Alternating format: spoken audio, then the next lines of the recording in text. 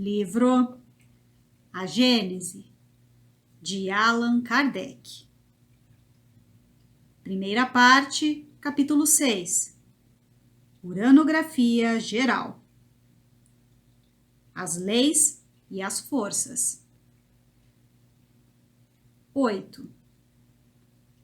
Se um desses seres desconhecidos que consomem sua existência efêmera no fundo das regiões tenebrosas do oceano, se um desses animais que possuem vários estômagos, se um desses vermes marinhos, miseráveis animais microscópicos, que da natureza só conhecem os peixes que se alimentam de outros peixes, e as florestas submarinas, recebesse de repente o dom da inteligência, a possibilidade de estudar o mundo em que vive e de basear as suas observações num raciocínio hipotético que abrangesse as coisas como um todo, que ideia uma dessas criaturas faria da natureza viva que se desenvolve no meio em que ela habita e do mundo terrestre que escapa ao campo de suas observações?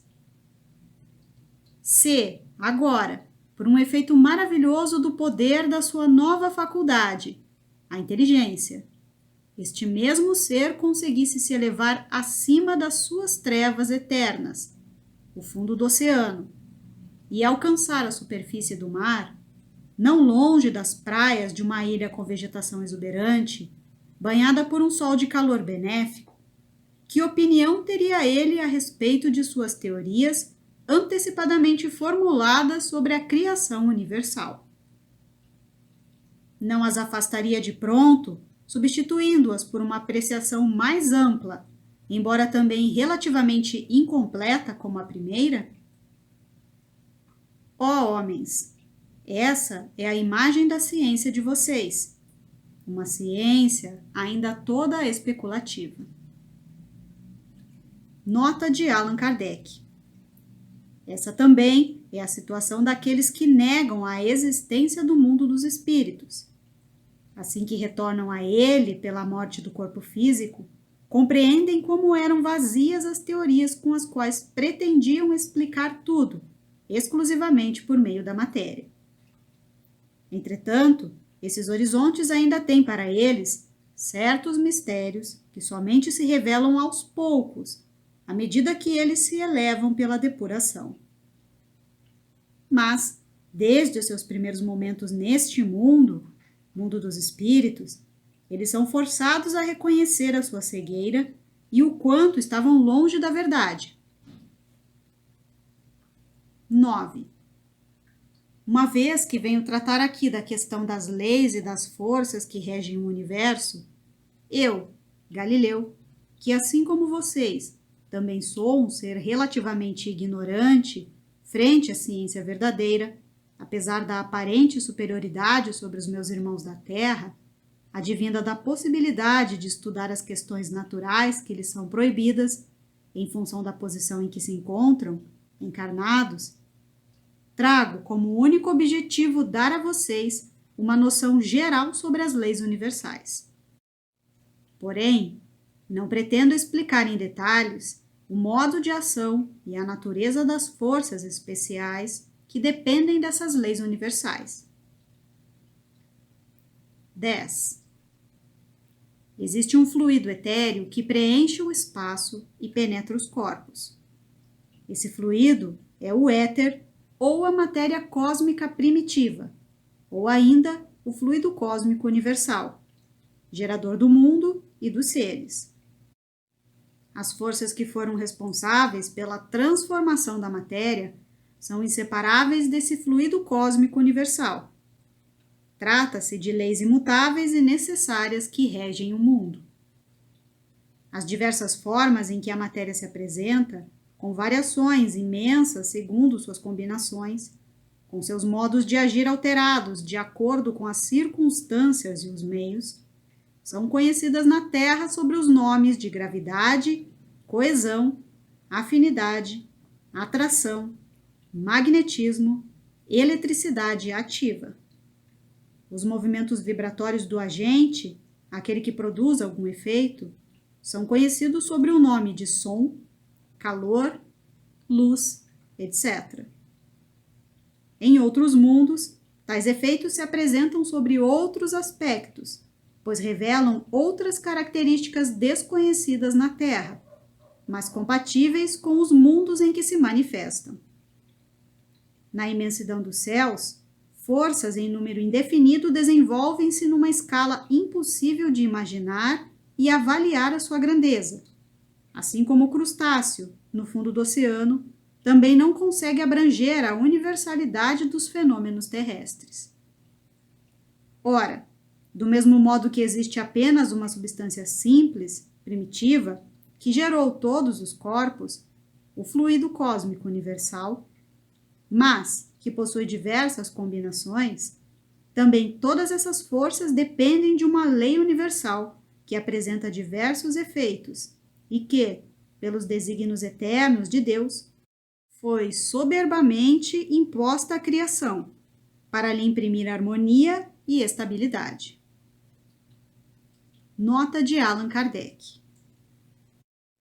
Nós apenas nos reportamos ao que conhecemos, e aquilo que escapa à percepção de nossos sentidos, não compreendemos mais do que compreende o cego de nascença acerca dos efeitos da luz e da utilidade dos olhos.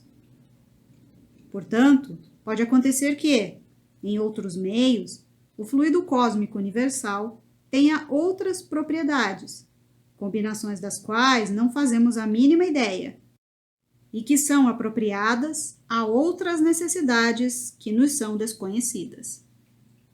Por exemplo, não compreendemos que seja possível ver sem os olhos do corpo físico e sem a presença da luz. Mas quem nos garante que não existem outros agentes além da luz, apropriados a organismos especiais? A visão sonambúlica, visão do espírito quando está desdobrado, que não é detida nem pela distância, nem pelos obstáculos materiais e nem pela obscuridade, nos oferece um exemplo disso. Vamos supor que, no mundo qualquer, o estado normal das criaturas seja o mesmo que o dos nossos sonâmbulos, médiuns quando estão desdobrados.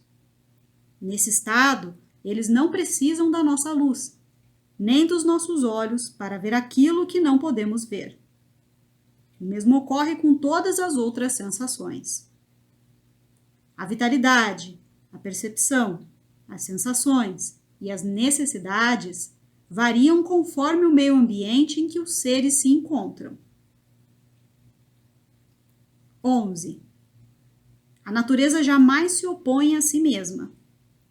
Um só é o lema que está escrito no universo: unidade, variedade. Ao rever a escala dos mundos, encontramos uma unidade de harmonia e de criação, ao mesmo tempo em que encontramos uma variedade infinita de inúmeras estrelas. Percorrendo os degraus da vida, desde o último dos seres até Deus, torna-se evidente a existência da grande lei de continuidade. Considerando as forças em si mesmas, podemos formar com elas uma série, cuja resultante, confundindo-se com as forças que a geraram, é a lei universal. O homem não pode apreciar a lei universal em toda a sua amplitude, porque as forças que a representam são restritas e limitadas, no campo de observação onde ele se encontra. Entretanto, a gravitação e a eletricidade podem ser consideradas como uma larga aplicação da lei primitiva que está presente em todo o universo. Todas essas forças são eternas.